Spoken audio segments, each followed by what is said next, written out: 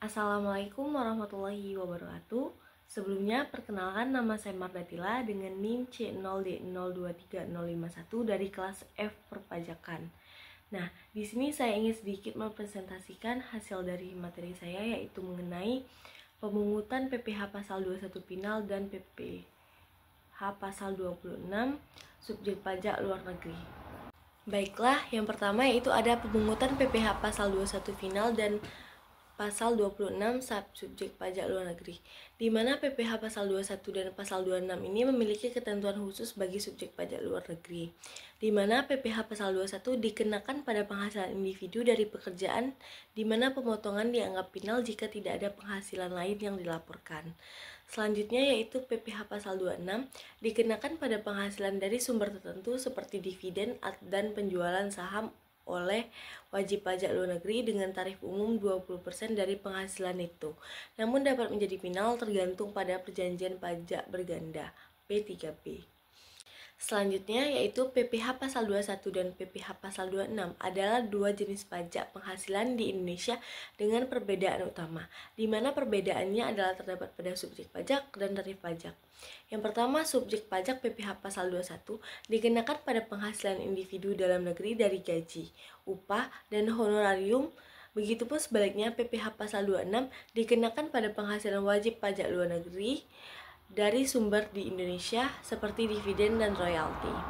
Sedangkan tarif pajak PPh pasal 21 memiliki tarif progresif berdasarkan penghasilan, mulai dari 5% hingga 35%. Sedangkan PPh pasal 26 umumnya dikenakan tarif tetap sebesar 20%, namun dapat turun menjadi 10% sesuai peraturan terbaru. Nah, di mana kedua pajak ini memiliki mekanisme pemotongan dan pelaporan yang berbeda sesuai dengan ketentuan perpajakan yang berlaku.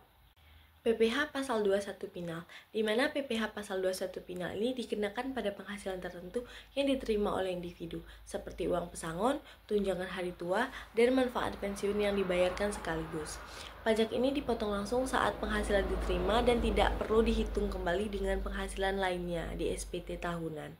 Pembayaran PPh 21 final tidak dapat menjadi kredit pajak meskipun tetap harus dilaporkan dalam SPT.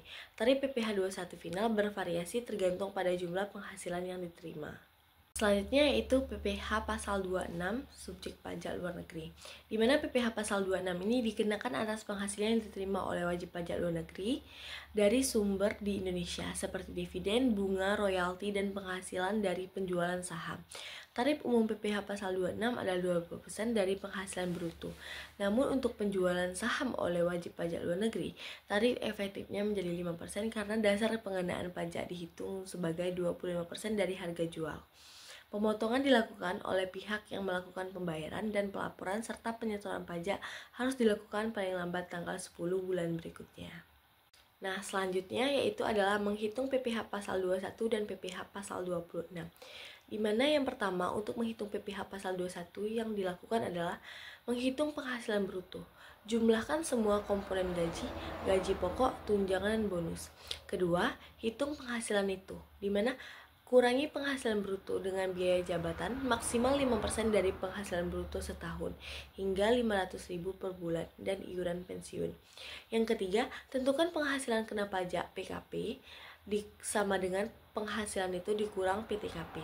Dan yang keempat yaitu terapkan tarif pajak, di mana gunakan tarif progresif sesuai lapisan PKP untuk menghitung PPh terutama. Dan untuk menghitung PPh pasal 26 yang dilakukan adalah hitung penghasilan bruto, jumlahkan semua penghasilan yang diterima oleh subjek pajak luar negeri. Selanjutnya terapkan tarif pajak, di mana umumnya adalah tarif pajak adalah 20% dari penghasilan bruto yang bersifat final. Adapun beberapa contoh perhitungan PPh pasal 21 dan 26 seperti slide yang saya tampilkan berikut ini. Dan yang terakhir yaitu kesimpulan, di mana kesimpulan dari makalah ini mengenai pemungutan PPh pasal 21 final dan pasal 26 bagi subjek pajak luar negeri, menekankan bahwa PPh pasal 21 merupakan pajak yang dikenakan atas penghasilan individu dan dipotong melalui sistem pemotongan. Sementara itu PPh pasal 26 dikenakan atas penghasilan yang berasal dari luar negeri seperti royalti. Kedua jenis pajak ini memiliki mekanisme pemotongan dan pelaporan yang berbeda, penting untuk mematuhi peraturan perpajakan yang berlaku untuk menghindari sanksi. Baik, itulah presentasi singkat mengenai materi saya.